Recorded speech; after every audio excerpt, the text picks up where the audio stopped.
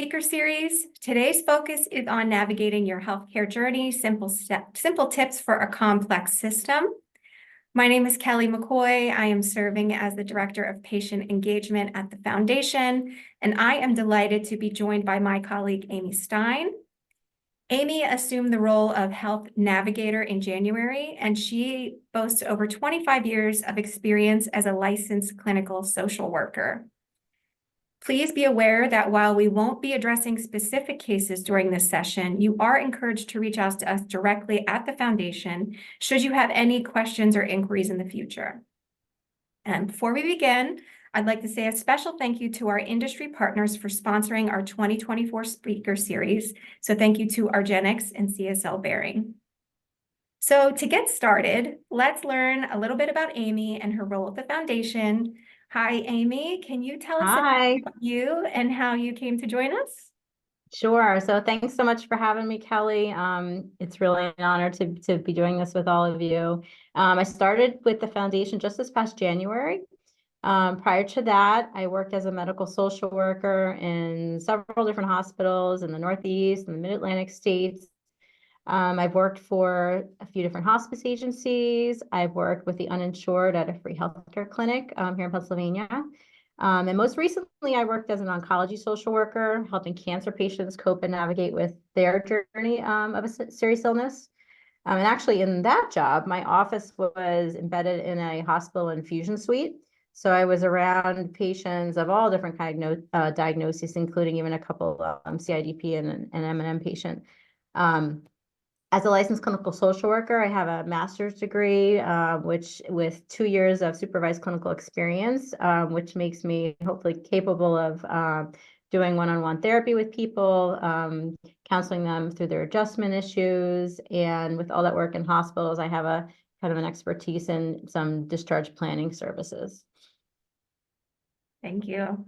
And so I guess to get us started, the first question everyone would like to know is, what is a healthcare navigator? Sure. So here we're using the term healthcare navigator as my official title, but you might have heard it in other areas of healthcare. For example, in cancer treatment, a navigator is often a registered nurse who assists patients with coordinating care and follows along with their treatment. Other settings like doctor's offices, community service organizations, mental health agencies, they all employ navigators. Here at the Foundation, we're using it as my title to describe the types of services that I can provide to our patients. So that might mean connecting a person with a local rehab center, helping them find a home care agency, referring them to a patient assistance program, teaching them how to use their health insurance. There's just an innumerable amount of different ways that I can help. Great. And how do you think that your training as a social worker makes you a good healthcare navigator? The social workers have kind of a really unique training and perspective. So we're trained to view the whole person. So we say we're viewing a person holistically. So that means you inside of you and everything else that can impact you from the outside. So I'm not only thinking about you, but I might also be thinking about your caregiver or your spouse. I'm thinking about your children. I'm thinking about your work situation, your finances, your housing, the community that you live with, what your faith, your spiritual life brings you. So if you're having a difficult time coping with your illness, I'm not just going to evaluate how you're thinking about your disease, but rather I'm also going to try to see if there's anything else bothering you in your whole world. So for many patients that I've worked with, for example, like those with extreme anxiety during an illness, it's not necessarily even just because of the illness. It could be because of something outside impacting them. Maybe they don't have health insurance.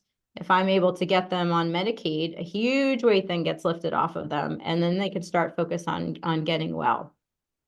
So this work as a social worker is quite different from, say, how a psychologist might help someone.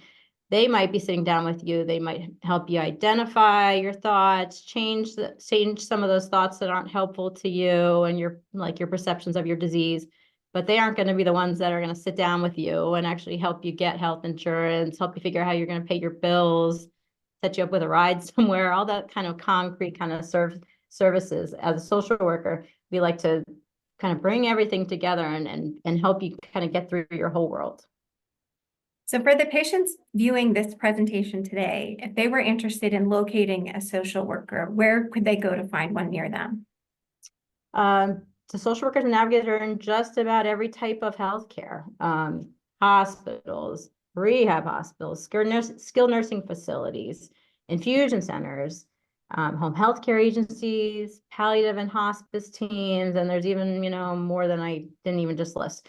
They're also in your local government agencies, area agencies on aging, your public assistance office where you can apply for, Medicaid and all those kind of government benefits. Social workers are also found in private case management companies that sometimes families will employ to help them get connected with other services. Social workers also have private practices where they are set up to do therapy, with their own practice somewhere. They can be part of a counseling or a care management program through an employee assistance program at your job. A lot of larger employers have that as a benefit to employees. And I have to say that's often overlooked. So think about EAP a lot of the times, employee assistance programs. So as my title is actually as a healthcare navigator, so think about at all these different settings, the title might be different, but it still might be a social worker helping you. Some other potential titles people have could be a navigator, could be a care manager, could be a case manager, but they all could still be a social worker. If you want to find a specific social worker, there is a website you can go to. It's www.helpstartshere.org. That's actually put out by the National Association of Social Workers. So it's a good place nationally within the United States that you could actually find a licensed social worker. And for such a valuable resource, untapped in my opinion, is there a cost associated to the patient or can it be covered by insurance? So it depends. And again, it depends on the setting where the social worker is found. Most of the time, when a social worker is part of a hospital or a larger healthcare system, a home care agency, those kind of things, their services are all bundled together and included, and you're not billed separately at all for the services of a social worker. However, if you're seeing a social worker for a mental health issue, they might be billing your insurance with a separate charge. And social workers that are in those kind of settings, they can accept insurances, Medicare, Medicaid, although these days, a lot of them don't want to be involved in billing through insurances, so they may only do private pay, cash or in that kind of thing. Luckily, though, a lot of social workers are very aware of how much these things cost, and a lot of them have sliding fee scales that you pay depending on what you're able to, which could be, a really big help. And then also social workers can be paid as part of a community or government agency, which just gets paid for, by our taxes, by a community grant, or maybe there's, private funding coming through another outside foundation or organization that's paying for those services. Thank you. And before we move on, I do want to remind everyone at home that there is a Q&A box located at the bottom of the screen. Please feel free to use it, but do know that we are unable to troubleshoot specific cases on this call. But later on, I will address some ways that we can help you going forward. So moving on to our next topic. So diagnosis for a rare disease such as GBS, CIDP, MMN, and related variants can be a lengthy and difficult process. Whether it's a trusted individual in your personal circle or the assistance of a dedicated social worker or caseworker, having guidance through this intricate diagnostic journey is invaluable. So Amy, for someone that's newly diagnosed or trying to navigate this diagnosis, who should they talk to about their diagnosis? A social worker, an employer, an insurer? One of them or all of them. So there's many different kind of, layers to this question. Most importantly, so first I would try to involve someone in your, your immediate world, spouse, a sibling, some kind of care person, adult child, close friend. Hopefully you're one kind of go-to person. Hopefully they will go with you to appointments while you're trying to, figure out your diagnosis and your treatment plan. Which is really important because you want at least one other set of ears, to hear from your medical team as to what you can expect. Beyond that, it's kind of completely your choice of who you want to talk to. I do think it's a good idea to share some of your situation with other people that you're living with, particularly if you're having some real physical difficulties. Let's say you fall, in the middle of the night or something like that, and you need physical assistance. You need to be able to involve people that can directly help you, teach them how to take care of you, how to help pick you up after a fall, or those kind of things. So those, of course, could be family members, friends, roommates. I've always liked to tell my patients that you should be telling people who are going to support you. You're not going to tell that family member who's a negative person, that's not going to be supportive just because they're your blood relative. You don't owe them a darn thing about that, about, your healthcare information. If you're working, and you're going to be requiring a lot of time away from your work, then it's probably beneficial to have that discussion with your immediate supervisor, and maybe a human resources representative could be really helpful. Again, you don't have to give them any specifics about what you're going through. It can be enough just to say, I'm having these symptoms, trying to figure out diagnosis. It's making my day-to-day painful or difficult, and I may not be able to do my job or show up to work all the time, trying to figure out what's going on. If you work for a larger company, and you're involving your HR department, they could be really helpful. See if you qualify for Family Medical Leave Act, FMLA, or help you get onto your short-term disability benefits if they offer them. And again, they might be able to connect you to your EAP program. You can get some free short-term counseling. Most EAPs have 6 to 8 sessions of free therapy. And a lot of them have case management and legal services and things like that, which are really kind of fantastic, all for free. Other people you might want to get involved, some kind of spiritual counselor, like a priest or rabbi or other faith-based person. Who you communicate with should be something that brings you a sense of control. Many things about being a patient with these disorders are completely out of your control. So really latch on to that you only need to talk to people that are going to help you. And maintain, really, hold on to that control that you can have. So for the loved ones or care partners of patients, how can they best support the patient throughout this journey? And also, how can they best take care of themselves? Gotcha. So when you want to support a patient, open your mouth and ask them what they want or they need. Don't try to always, anticipate. It's one of kind of the most common mistakes I hear from my patients is like, they filled my freezer, but that's not what I needed. It's appreciative, but what I really needed was a ride to my appointment. A lot of times loved ones are scared to talk to the patient and see what they can do to help, if you don't know what to say, and then give a couple suggestions. Say, would you like me just to call you once a week so you don't feel so alone? Can I take you out to lunch? Can I bring you lunch? Do you want me to help go through that stack of mail from your insurance companies and all those medical bills? Or can I make you a home cooked meal? Can I babysit a kid? Can I take a dog for a walk? Do you need that ride to an appointment? I like the idea of having different loved ones for different roles. So one person is not getting, completely overwhelmed with several different tasks. So if you have that luxury, assign different tasks to different people. Some people are just better off being your emotional support, while other people are better at that more, the hands-on kind of a thing. So decide what that person's strength is, and then then ask for it and offer it. And if you're the loved one who is helping, make sure you take care of yourself.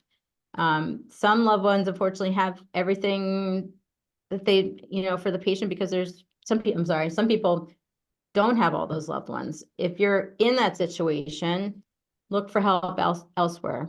Ask your social worker or your case manager in your healthcare setting for suggestions. There are respite programs in every state that can help a loved one take a break from providing care. NORD, the National Organization for Rare Diseases, actually has a respite grant that can help for a primary caregiver to take time away. If you're on Medicaid, there's also programs through what are called waivers that can help pay for extra hands-on care. And loved ones, make sure you're practicing self-care, but know your limitations. I like to tell caregivers too that you have to take care of yourself before you can take care of others. So balance out that caregiving as much as you can with doing other things that bring you joy and that, fuel your body and your soul so you can keep on giving. Thanks. And Amy and I are actually working on some caregiver resources, so stay tuned for that. But caregivers are the unsung heroes of our community. Our foundation was founded by a caregiver, so more to come on that. Yep, can't wait to work on that. Yeah, me too. So for patients, is it important, or why should they bring another person with them to their appointments? So yeah, again, many reasons. And first, it's because there's going to be so much information thrown at you. And some of it might be a lot of medical terminology, highly technical, and not every physician or medical provider is really good at describing things in basic language that everyone understands. So again, having that other set of ears is really valuable. You can have that person take notes for you. And if it's okay, maybe you can record the whole appointment. If you ask the physician, if someone's not able to be physically, right there with you, see if they won't mind if you FaceTime, with your support person during your appointments. That's the way we do things a lot of times now, which is kind of amazing that we're able to do that. We weren't able to do that, several years ago. So again, just make sure it's okay with your provider. Also, it's important to have someone with you because the information that you're going to get in the appointment may not always be the most uplifting or good news necessarily. So you want to have someone there to lean on, someone who can help you stay positive.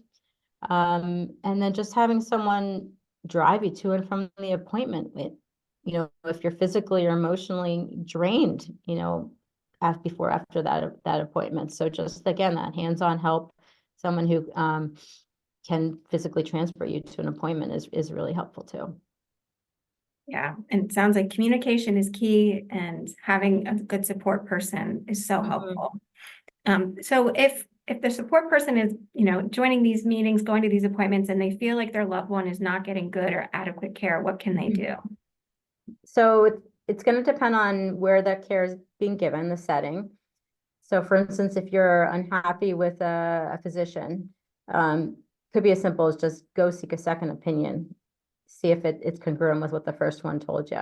At that point, you may want to change physicians entirely. If you feel like something negligent's going on, you can file a report with the governing body for that provider's profession and state. As an example, I live in Pennsylvania. So if any licensed healthcare provider has their board with the state, and there's a way to file a complaint through the Pennsylvania Department of State website. So you could do that. You could do that for me. I'm a licensed social worker. You can do that for your hairdresser. They have licenses. So that the board is the place to go for that in your state. If they're in a facility, like a hospital, I start at the basic level and I move my way up. So start with the person that's mostly involved in the day-to-day care of the patient. So bring something to the RN, to the nurse's attention that you're not happy with. If that doesn't get resolved at that level, move up the chain of command. Then next go to the nurse manager of that floor. If there's still an issue after that, then I'd go to what might be called the patient advocate department. It might be called patient representative department or a risk management office. If you're in a long-term acute care, LTAC, or an acute rehab, or even a skilled nursing facility, they may have the same professionals, but the titles might be different. So, look out for that. But if you just say, I want to know who do I go to for a complaint, I'm not happy, you should be able to direct you. Specifically in a skilled nursing facility, I'd start with the nurse manager, and then I go right to the director of that facility. If that doesn't get the issue resolved for a skilled nursing facility, each county should have what's called an ombudsman's office. And that's someone in a government office whose job it is to help you resolve your complaint. And again, Google can be your, your friend here. For instance, in California, there's an ombudsman's office in each county through the Department of Aging, for the state of California. So they'll be able to help you find, your local ombudsman's office. For other care providers, let's say like a privately paid caregiver or home health aide, those people might be working entirely for themselves. If you've hired them through like care.com or a friend of a friend or something like that, they may not be licensed. They may not have a governing body kind of overseeing what they're doing. So be careful. As a licensed social worker, in my practice, I only ever referred my patients to people that I knew that were licensed and bonded, and that had, so that I could have a way to help guide them if there was, any kind of a problem. So just, things to kind of keep in mind in case you could get in that situation. And in a similar vein, we do hear this one frequently, but what do you do if you feel like you or your loved one is being discharged too soon from a hospital or rehab? Yeah, so unfortunately, that is a really common problem. The hospital or the rehab, they're going to say that they're no longer going to get paid by your health insurance, which, yeah, it could very well be the case, but it doesn't mean that you can't still fight to stay there.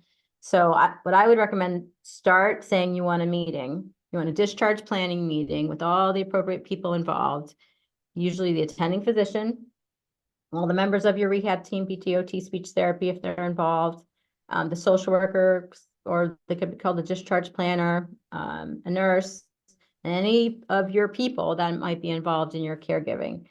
Stand your ground and say this is an unsafe discharge, or that you feel that the patient and loved one is being discharged to the wrong level of care, and then list your reasons as to why you think that.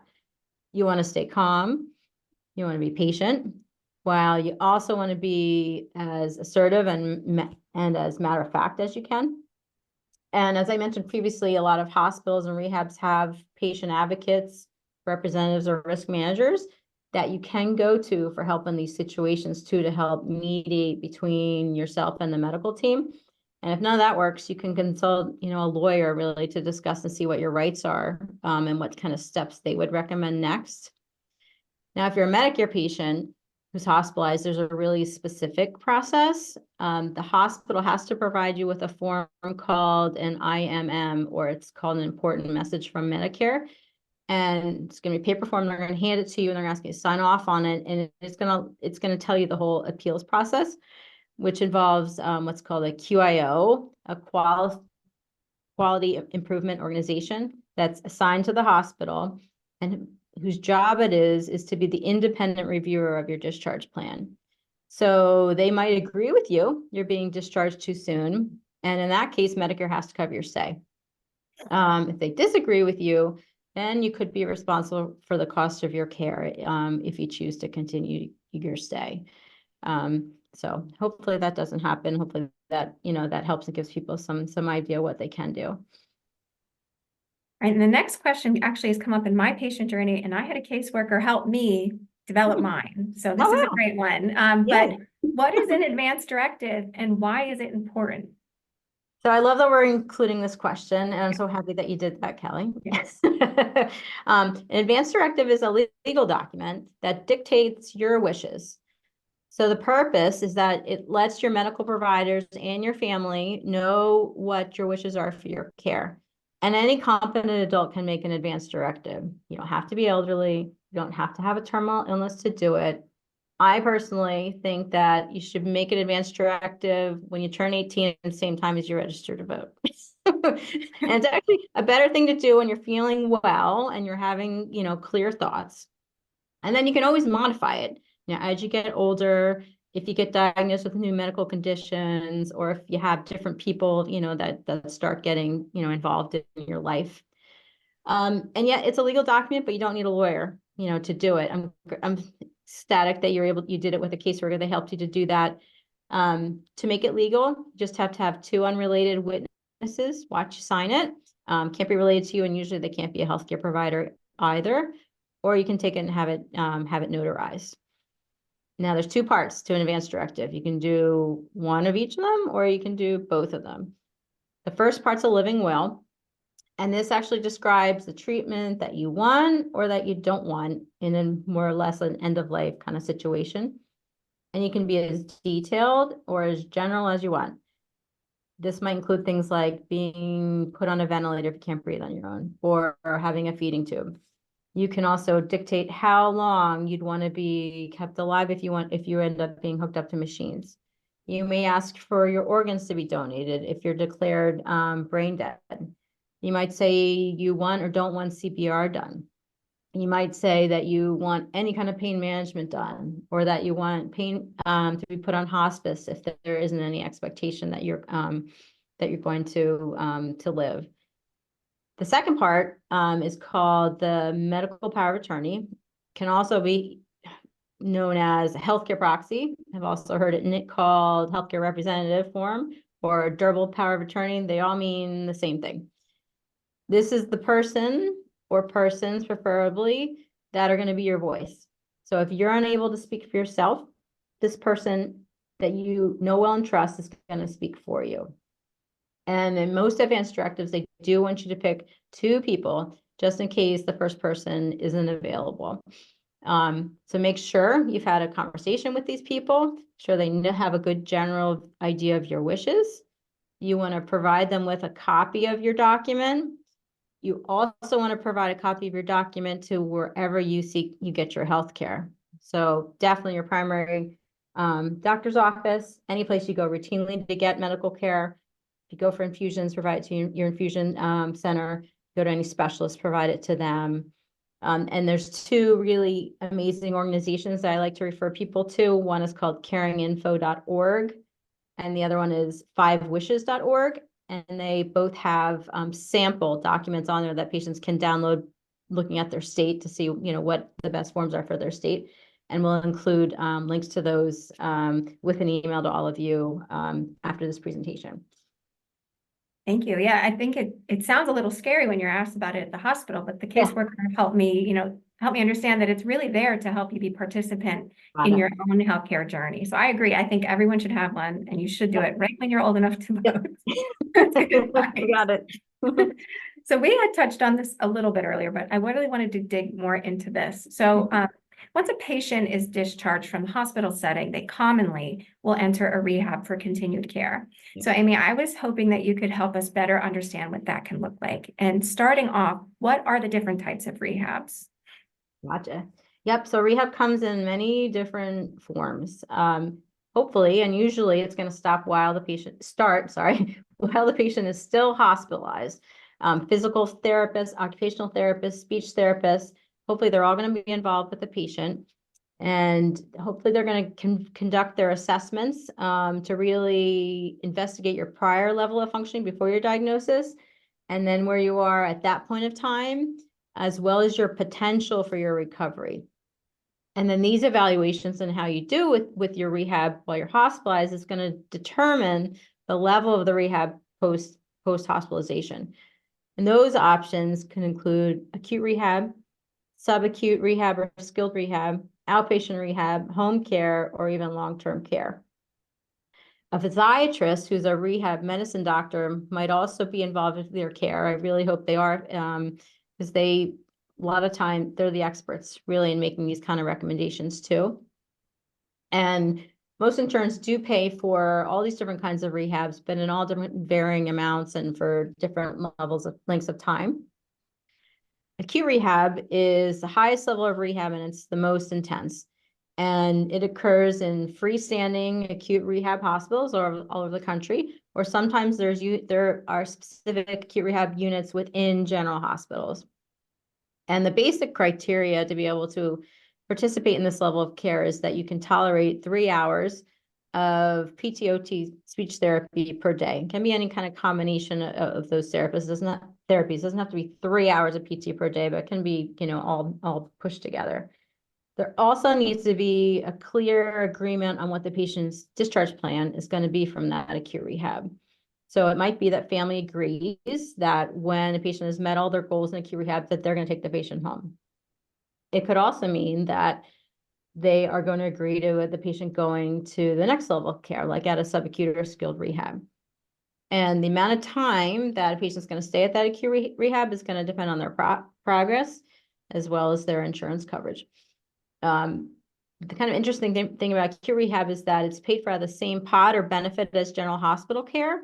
So a lot of times there's going to be maybe no or a limited fee that patients are going to have to actually pay for that level of rehab. Subacute rehab, or SNFs, SNF, or skilled nursing level of care, is the next level down. And when a patient they may get discharged from the acute rehab, they still need therapies, but they can't handle the intensity of an acute rehab for any reason. Could mean, they get just too fatigued. They can't do the 3 hours of therapy. It could mean that they have other medical issues going on that are really prohibiting them from participating fully in what the acute rehab requires. Insurances, Medicare, they have a separate benefit category for subacute or skilled nursing facility care. Most Medicare patients are going to hear that you can get days 1 through 20 paid at 100%, but then days 21 through 100, it's mostly paid for Medicare, but then you have a balance can't remember, it's about $120 a day, I think right now, that most Medigap policies will pay for, Medicaid will pay for, or can be paid for a private pay. Outpatient rehab is for when a patient's home, but they're not homebound, so they can get out of their house even if it's with help. You can go usually several times a week, and it's almost always covered by all different kinds of insurance. And most hospitals have outpatient rehabs, and there's many freestanding, privately owned outpatient rehab places now as well. Home rehab is when a patient is considered homebound, meaning they're not able to leave their home without real extreme difficulty. This is, the least intense type of rehab. The amount of therapy you're going to get is limited. It might be 1 to 2 times a week. And it's done by a visiting rehab agency or visiting nurse agency. And it's, again, almost always covered by insurance. Rehab you can get in a long-term care facility is not necessarily going to be restorative or necessarily make someone better, but to try to maintain, which is, you think about it, it can be very very sad for some people. They think that, oh, I'm just going to be, not participating anymore. But they do still have all the rehabs in nursing homes. Long-term care is only paid for privately through Medicaid or through long-term care insurance. And once the patient leaves the rehab, if they still require equipment or anything at home to help them navigate their daily life, how can they access that? So home care can be visiting nurses, PTOT speech we already talked about. Insurance coverage might be limited for real ongoing. It's going to pay for what they call skilled care, which is treatment from a licensed provider. But it's going to be intermittent and it's going to be expected to end. For when those visits do come, get to an end, they will discharge someone if the patient and caregivers are very comfortable providing the care themselves, and they have a good understanding of, what they need to continue to do. That's when a patient usually is transitioning to what they call custodial care. When the skilled care is over, it's only paid for Medicaid, private pay, long-term care insurance. I say this is one of the great unknowns about our healthcare system, is that there is extremely limited coverage for this type of ongoing day-to-day care, and patients get stuck all the time. They don't realize that, and they say, I can't afford to have this live-in person in my house, all the time. I'm using all of my 401k, or I don't know what to do. So it's a good thing to save for and think about. Yeah. So the next question is another term that could use some demystifying, if you will, but palliative care. Can you expand on what that is and how that could benefit a patient? Sure. I like to say palliative care is supportive care. So it's not something, some people link it to hospice care. It's not. It doesn't have to be at the end of life. So the goal of palliative care is not to cure a disease or disorder, but rather it's to help a patient maintain and optimize their quality of life. So palliative care can be called, it's usually called then when a patient has a serious, complex, or terminal illness, has to be ordered by a physician, and they become the experts really with things like pain management, patients that have issues with their diet or eating, with their mobility, with coping. There's a whole team, usually with palliative care, a physician, there might be an advanced practice professional like a nurse practitioner or a PA, and a registered nurse, and a social worker, another place to find social workers. And palliative care can be in hospitals. You can get it in skilled nursing facilities. You can get it at home. They do it in doctor's offices. And it's almost always covered by insurance.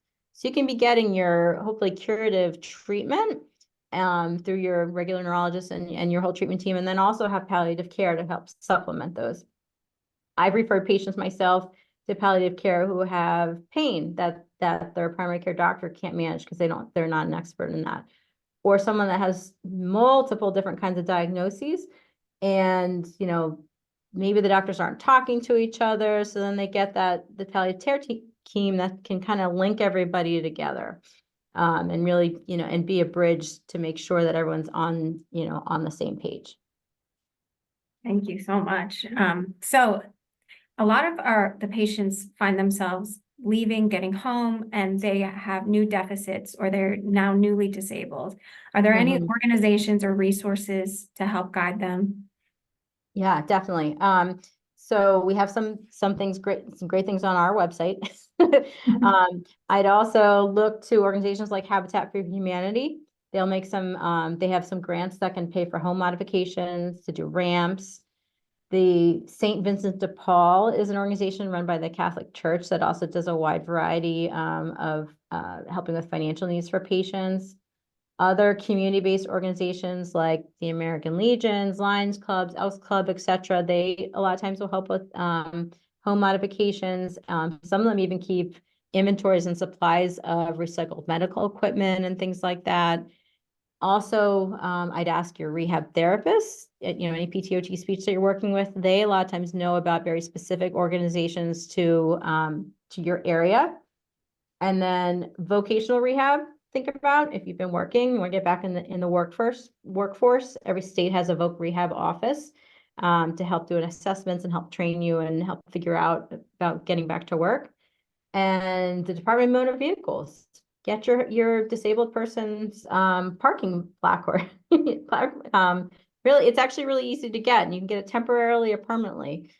Just has to be signed off by a healthcare provider or a police officer. So and usually it's really quick. Don't make yourself have to not have an easy way get into your appointments or to get where you need to go. Yes, use all the tools provided to you. They're there for a reason. You got it. So now onto a new tricky landscape that we're all well aware of. So reimbursements. This is, again, I feel like sometimes these are made to be confusing, but they can be made easier with the guidance of a social worker or a health navigator. So Amy, if you could just start with the basics, can you explain the difference between Medicare and Medicaid? Sure. So Medicare and Medicaid are the United States way of trying to say they provide almost universal health care. So Medicare is for people that are over 65, are deemed permanently disabled by the Social Security Administration, or have end-stage renal disease and are receiving dialysis treatments. Now, Medicare by itself, again, it doesn't pay for 100% of healthcare costs, which is another great, thing that people don't realize when they get on it. Generally, it will cover 80% after some deductible rules for hospitals and doctor's visits. Thankfully now it does have some prescription coverage, which is going to vary depending on the plan that you have. It's a federal national program. It's paid for by the Medicare taxes taken out of people's paychecks. And you can apply pretty easily for Medicare once you turn 65 on the Medicare.gov website or by calling the Social Security Administration office. Now, this is where Medicare kind of gets confusing because there's different parts, which are identified by letters, A, B, C, and D. Part A covers your hospital care. Part B covers outpatient services and doctor's visits. Part D pays for prescriptions. And then Part C combines A and B, and then sometimes D, into what they call a Medicare Advantage plan. And so Medicare Advantage plans, so the Part C is when a private insurance company actually takes over managing someone's Medicare coverage. Medicaid is a combination of a federal and state program, but it's managed by the county that you live in. So all the different levels of government. And it's only offered to those that are low income and have low resources. You can qualify for Medicaid at any age.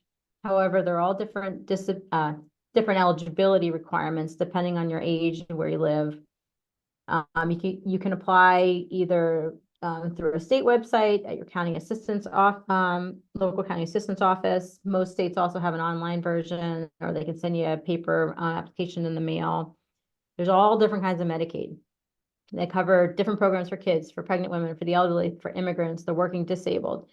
Each state has flexibility in what kinds of Medicaid plans they offer. Some offer more types of Medicaid than others, particularly if those expanded Medicaid during the Affordable Care Act. So check your state because it's going to depend on what kind of Medicaid you have available to you. Thank you. You explained that in a way that even I could understand. Good. Thank you so much. But if someone needs help with their Medicare plan, and rightfully so, how can they get that help? Yeah, and because it's gotten more and more confusing. I remember when I was first started as a social worker, we had traditional Medicare and then we had Medigap policies. There were no Advantage plans, there are no Part D plans. Pretty darn easy. So now we have the Part D, the prescription drug program. We have private insurance companies that are managing those benefits. They're taking over Parts A and B. It's just become, crazy confusing. Also now there are enrollment periods when you can do certain things or not do certain things. And if you don't, do things during those enrollment periods, you could be, in really kind of bad shape. So the first place I'd look for help is your state's local SHIP program, SHIP, and SHIP stands for your State Health Insurance Assistance Program. Each state offers SHIP in different ways. So there is a good website, www.shiphelp.org, where you can locate your state with your local resources. And it's all free, unbiased counseling. So they can help you apply for Medicare, they can help you choose a plan, and they can teach you how to use your coverage. After going to a SHIP, you can also get help. A lot of local pharmacies will offer help. There are private case management companies, your local social worker, there are insurance brokers, or individual insurance companies can help. A note of caution, especially during open enrollment time, or when you're just turning 65, brokers and salespeople want your business, and sometimes they can be quite ruthless, and there are plenty of scams out there. Never sign up for a program over the phone unless you've seen something in writing that they've mailed to you or emailed to you. And you want to talk to your medical providers to ensure that they're in network with the plans that you choose. Also, a lot of people get told, go to medicare.gov, to check for things. Check to see if your provider's in network. That's not always the best way to do it. The best way is to actually go to your provider's office first and say, do you still have a contract with this Medicare Advantage plan? They are going to know first. If you go to the Medicare Advantage Plans website, a lot of times they don't get the information that the provider office hasn't renewed their contract for months later. So you're not going to be getting the most accurate information. So sorry, no, that's really a lot of information, but yeah, it's a confusing process. So I think the most commonly asked question for this broadcast specifically revolves around medication and therapy denials, especially in the world of immune globulins. So what is the first step people should take if their medicine is denied? So ask for a copy of the denial letter in writing, have it in front of you. Read the reason for the denial, and then you're going to sit down, try to have a discussion with your doctor about it. Do they agree or disagree with the denial? They may look at it and have no clue. It might just say prior authorization wasn't obtained correctly, or the codes for your diagnosis or the medication, everything has a number or a letter code, they can be wrong. So many denials are issued just because steps weren't taken, or there's clerical issues. So make friends with the doctor, your doctor's office, and with the people, you know, the medical assistant or the office manager, whoever's actually filling out those authorizations, so you can help brainstorm and figure out kind of why this got denied. Also, make sure that your doctor's office has your most up-to-date insurance information every year. Because sometimes that could be the, you know, again, a very silly reason. I've seen many offices submit to an old plan, you know, that a patient had just because they didn't get the most up-to-date, you know, information. That denial letter will also usually have information about what the next step is going to be for you. If you want to appeal, you're probably going to have to submit, or your doctor's office is going to have to submit additional medical information about you, progress notes of what's worked or didn't work for you. They might say that a peer-to-peer is next, which is insurance company's doctor talking, you know, to your doctor in a phone call, discussing, you know, why you need this. If the peer-to-peer doesn't, you know, resolve the issue, you get your medication, there's most likely going to be other levels of the appeal that can happen. It might be that it goes to the medical director of the insurance company for review, or they might bring in an external and independent reviewer to see kind of both sides of the case to determine it. But the key thing is just don't give up, keep going, because hopefully, you know, your diligence will pay off. Speaking of diligence and persistence, the next topic is disability benefits. Yeah. So how can one apply for disability benefits? Yep. So there are, first of all, many different types of disability benefits. So I'd like to kind of narrow it down. So a lot of times people mean permanent disability benefits through Social Security. So this is SSDI, which most people know it by. So again, like you said, this is be diligent because the process is lengthy. And it's really meant for people that are expected to be disabled at least a year and most likely even longer. So you can apply online, you can apply over the phone, you can use an attorney, you can apply at your local Social Security office.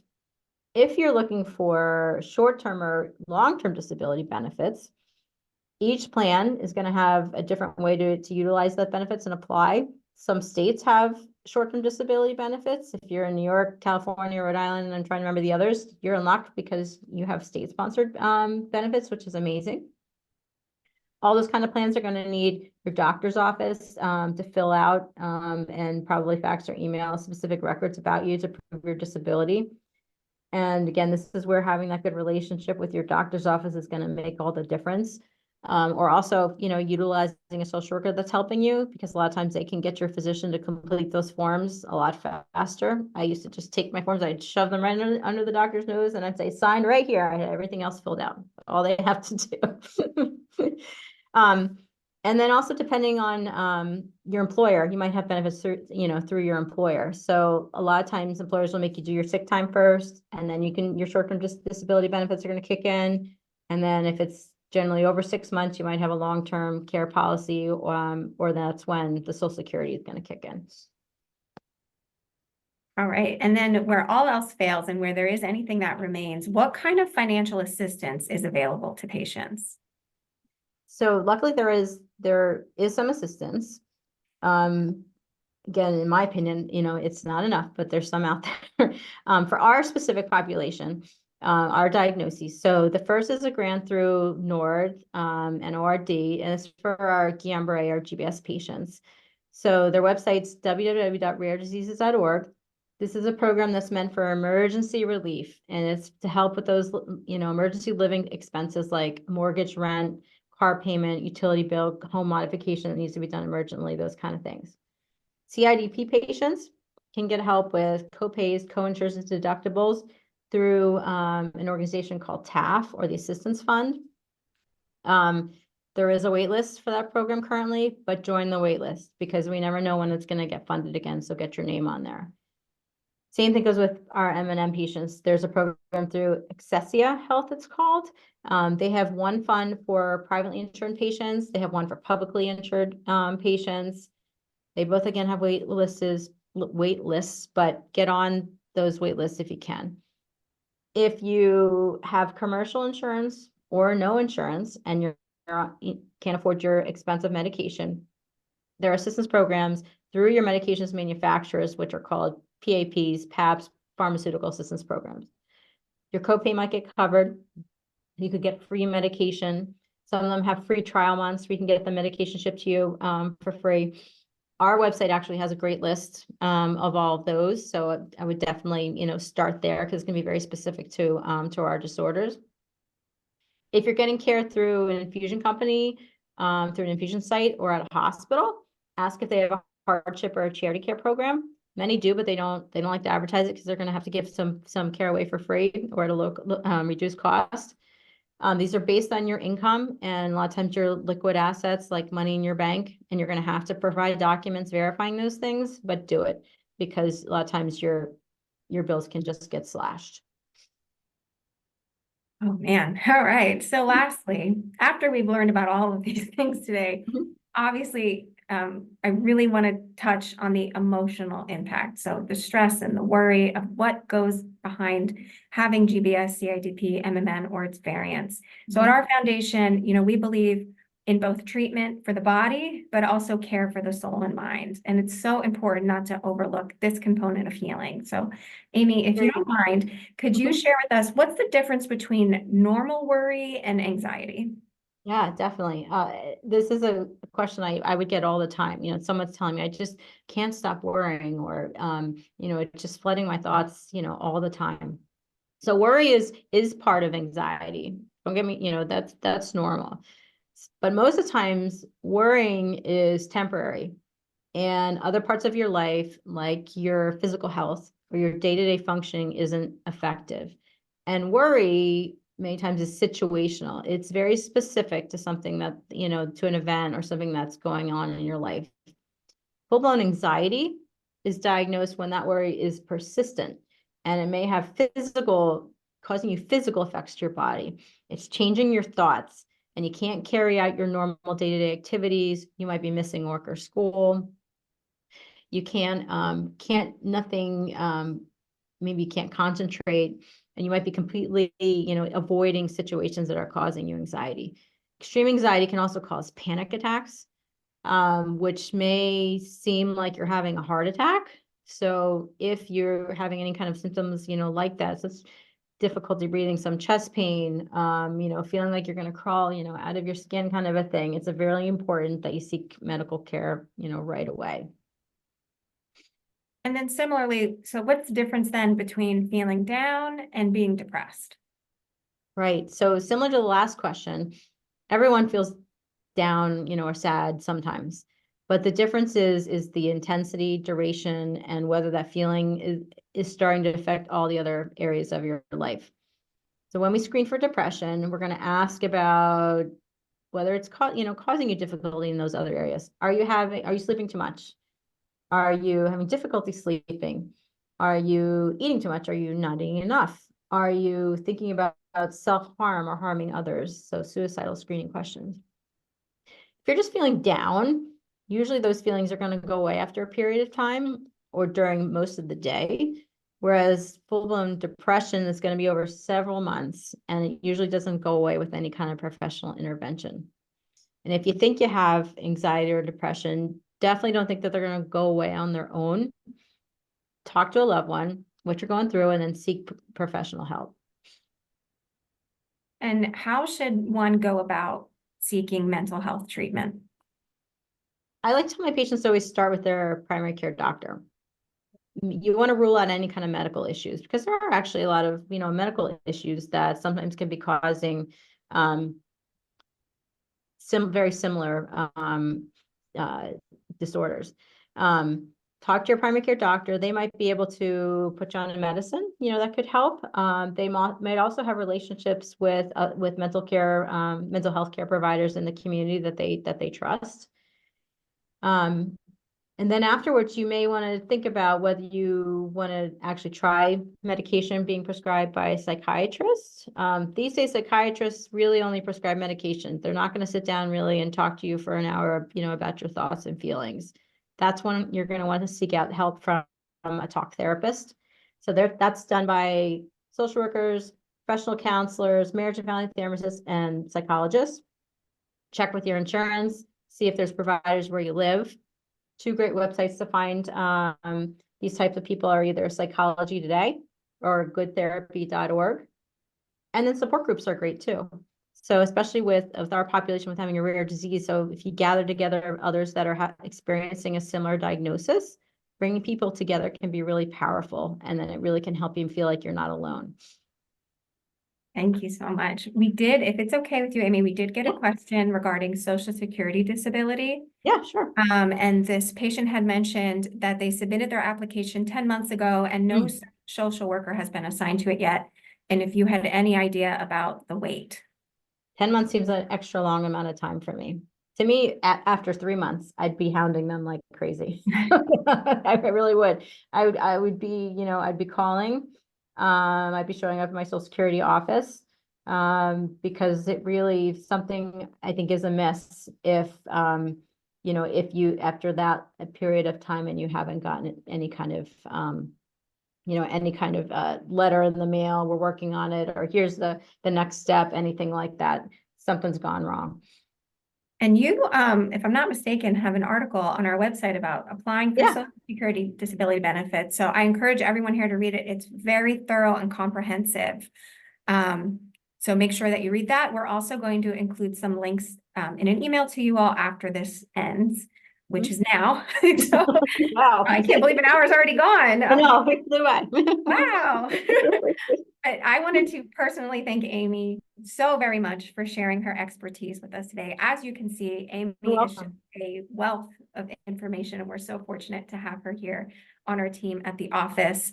Amy is available for 30 minutes appointments via our website. So if you go onto our resources and look under Healthcare Navigator, Amy will pop right up and you can book right into her calendar. And again, we're going to send out an email following this broadcast, so we'll have links that you can find these things easily. And we hope that the audience found today's webinar helpful, but please don't let the conversation end there. We did receive a fair amount of medical questions ahead of today's event. We unfortunately are not qualified to answer those questions. However, please contact our office so that we can follow up with you. We do have resources available to answer those questions. So we can either send your question to one of our Global Medical Advisory Board physicians, which they'll offer us a response, or we could take it one step further. We can arrange a complimentary doctor-to-doctor consult. So again, you would have your doctor contact us at the foundation, and one of our Global Medical Advisory Board physicians would contact them and consult on your case. Again, this is completely free of charge. You can also just contact us at advocacy@gbs-CIDP.org. You will be receiving your follow-up email from that email address with any additional questions that you may have following today's broadcast. And lastly, I'd be remiss if I didn't mention that we have a host of virtual and in-person events this spring. Please visit our website and view our events calendar. You will see that all the months are loaded up with great ways to get involved with our organization. As Amy mentioned, sometimes just joining a support group can be so helpful for you and caring treatment for the body, but care for the mind and soul. As always, thank you, and we hope to see you again soon.